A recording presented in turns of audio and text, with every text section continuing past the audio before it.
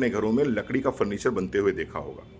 आपने ये भी देखा होगा कि किस प्रकार से कारपेंटर फेविकोल का प्रयोग करके या किसी प्रकार के एडिसिव का प्रयोग करके इन लकड़ी के टुकड़ों को आपस में जोड़ रहा है और जोड़कर एक बहुत खूबसूरत सा फर्नीचर एंड प्रोडक्ट के रूप में आपको दे देता है।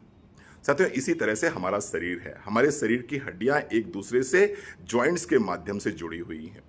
जैसे कि हमारे हाथ जुड़े हुए हैं हमारे शोल्डर जॉइंट के माध्यम से, हमारे पैर जुड़े हुए हैं हमारे हिप जॉइंट के माध्यम से, हमारे पंजे जुड़े हुए हैं हमारे एंकल जॉइंट के माध्यम से, हमारे पाम्स जुड़े हुए हैं हमारे रिस्ट जॉइंट के माध्यम से।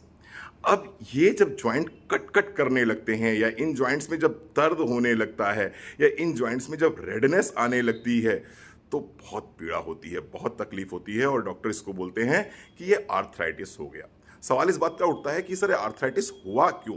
ये आर्थराइटिस इसलिए हुआ क्योंकि कहीं ना कहीं वो जो ग्लू था, जिस ग्लू ने हमारे बोन्स को हमारे जॉइंट से जोड़ के रखा हुआ था, उस ग्लू का असर धीरे धीरे कम होना शुरू हो गया था।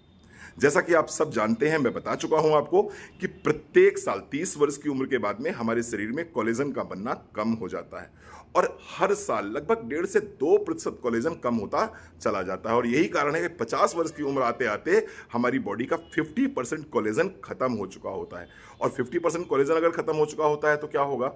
निश्चित रूप से हमारे जॉइंट्स के बीच की जो कार्टिलेज है वो घिसनी शुरू हो जाती है, हमारे लिगामेंट्स वीक होने लगते हैं, हमारे टेंडन्स वीक होने लगते हैं, हमारी मसल्स बोन से जो चिपकी रहती हैं उनकी जो जो एडेसिवनेस है वो कम होने लगती है और हमें पेन का एहसास।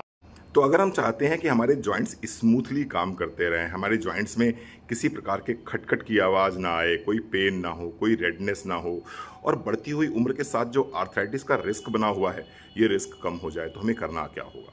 हमें करना ये होगा कि हमें इस ग्लू की आउटसोर्सिंग करनी होगी। पहली बार तो ग्लू भगवान ने दे दिया और वो ग्लू क्या करता है? वो ग्लू आपके जॉइंट्स के बीच में जो कार्टिलेज होता है उसको बना के रखता है, जो आपके साइनोवियल फ्लूइड होता है उसको बना के रखता है, आपके जो मसल्स हैं आपके जॉइंट से चिपकी हुई हैं उनको बना के रखता है, आपकी स्किन को ढीला नहीं होने देता है, आपकी स्किन पे झुर्रियाँ नहीं पड़ने देता है, आपके बाल बड़े स्मूथ और शाइनी रहते हैं। ये भगवान का दिया हुआ ग्लू है। तो वो तो अब धीरे धीरे कम हो रहा है। तो आपको करना क्या होगा? आपको इस ग्लू की आउटसोर्सिंग करनी होगी और आउटसोर्सिंग करने के लिए आपको क्या करना होगा?